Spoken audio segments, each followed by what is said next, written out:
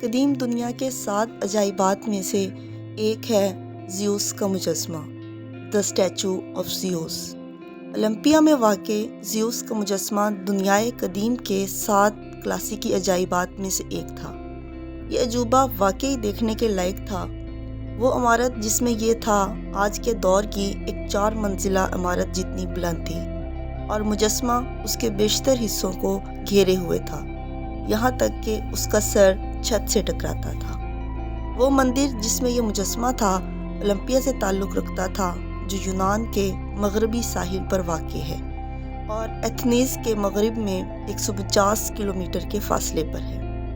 یہ 450 قبل مسیح میں تعمیر کیا گیا تھا اور اس کا نقشہ ایک ماہر تعمیرات لیبن نے بنایا تھا۔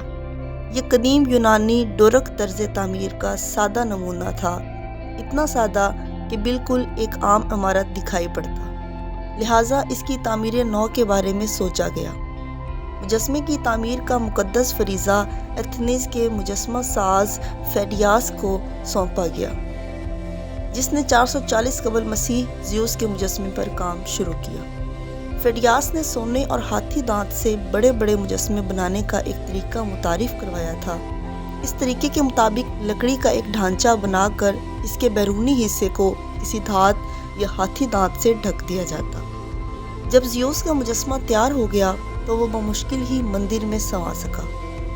اولمپیا میں واقع زیوس کا مجسمہ ایک متاثر کن تحریری کام تھا۔ چبوترے کی بنیاد 20 فٹ چوڑی اور 3 فٹ اونچی تھی۔ اس پر رکھے گئے مجسمے کی اونچائی 40 فٹ تھی، جو آج کے دور کی 4 منزلہ عمارت کے برابر تھی۔ 2 صدی قبل مسیح اولمپیا میں واقع زیوس کے مجسمے کی مرمت کی گئی کیونکہ یہ خستہ نظر آنے لگا تھا۔ پہلی صدی عیسوی میں شہنشاہ روم کیلیگوالا نے زیوس کے مجسمے کو اولمپیا سے روم منتقل کرنے کی کوشش کی، جو ناکام ہو گئی کیونکہ منتقلی کے لیے بانسوں اور تختوں کی جو باڑ بنائی گئی تھی وہ زمیں بوس ہو گئی۔ جب 391 عیسوی میں بادشاہ تھیوڈوسوس نے اولمپک کھیلوں کو مذہب کے خلاف ماننے ہوئے ممنوع قرار دیا تو مندر بند کر دیا گیا۔ کچھ عرصہ بعد اولمپیا کو زلزلے، سیلاب اور لینڈ سلائڈنگ جیسی آفات کا سامنا کرنا پڑا اور 5ویں صدی عیسوی میں مندر کو آگ لگ جانے سے بھی نقصان پہنچا۔ کچھ دولت مند یونانیوں نے زیوس کے مجسمے کو اولمپیا سے قسطنطنیہ منتقل کر دیا، جہاں یہ 462 عیسوی تک موجود رہا۔ پھر ایک شدید آگ نے اسے تباہ کر دیا۔ اب نہ مندر باقی ہے اور نہ اولمپیا میں واقع زیوس کا مجسمہ۔ تاریخی حوالوں سے پتہ چلتا ہے کہ مجسمہ مندر کے مغربی حصے کے آخر میں نصب تھا۔ یہ 22 فٹ چوڑا اور 40 فٹ اونچا تھا۔ زیوس کا بت ایک بلند تخت پر رکھا گیا تھا۔ اس کا سر تقریباً چھت کو چھوتا تھا۔ تخت کے پایوں پر یونانی مالائی جانداروں جیسے ابو الہول، یعنی کہ جس کا دھڑ شیر کا اور سر عورت کا ہوتا تھا، اور فتح کا پردار نشان بنا ہوا تھا۔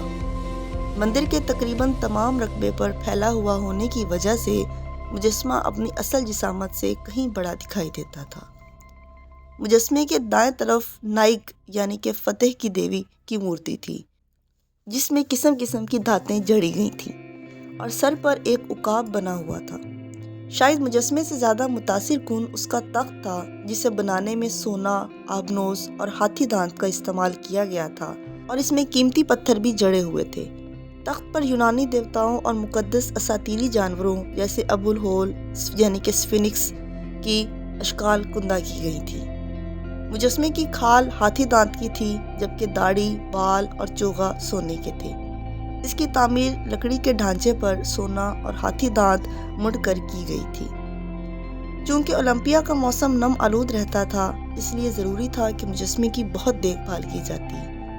بہت زیادہ نمی سے ہاتھی دانت میں دراڑیں پڑ سکتی تھی۔ اسے نمی سے محفوظ رکھنے کے لیے ایک تیل استعمال کیا جاتا، جو مندر کے سین میں موجود ایک تالاب میں رکھا جاتا تھا۔ کہا جاتا ہے کہ صدیوں تک مجسمے کی دیکھ بھال کی ذمہ داری فیڈیاس خاندان کے پاس رہی۔ مجسمے کے علاوہ مندر میں دیکھنے کے لائق کچھ اور نہیں تھا۔ یونانی اپنے مقبروں کے اندرونی حصوں کو سادہ رکھتے تھے، جس میں پتھر کے بلند قامت ستونوں کے درمیان مجسمے بنے ہوئے ہیں۔ اولمپیا کے آثار قدیمہ کی تلاش کا کام سب سے پہلے فرانسیسی سائنسدانوں نے سن 1829 میں کیا۔ وہ نہ صرف مندر کے آثار تلاش کرنے میں کامیاب رہے بلکہ مجسمہ سازی کے کچھ ٹکڑوں تک بھی رسائی حاصل کی جو ان مزدوروں کی محنت کی یادگار تھے۔ یہ ٹکڑے پیرس بھیج دیے گئے جہاں لوورے کے عجائب گھر میں انہیں اب بھی دیکھا جا سکتا ہے۔ انہوں نے مجسمہ سازی کے کچھ اور نمونے اکٹھے کیے اور صحن میں واقع اس تالاب کی باقیات بھی ڈھونڈ نکالی جس میں مجسمے کا حفاظتی تیل بھرا جاتا تھا۔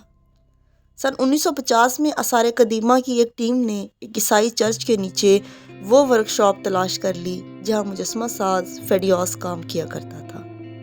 انہوں نے مجسمہ ساز کے اوزار، تانبا پگھلانے کی بھٹی، مٹی کے کھانچے، ماڈل بنانے کے پلاسٹر کے علاوہ ہاتھی دانت کے 2 ٹکڑے بھی ڈھونڈ لیے۔ مٹی کے کھانچے جو سونے کو مختلف شکلوں میں ڈھالنے کے لیے تھے باقاعدہ نمبر شدہ تھے جن کا مقصد یہ ظاہر کرنا تھا کہ کون سی پلیٹ ڈیزائن میں کس جگہ استعمال ہوگی۔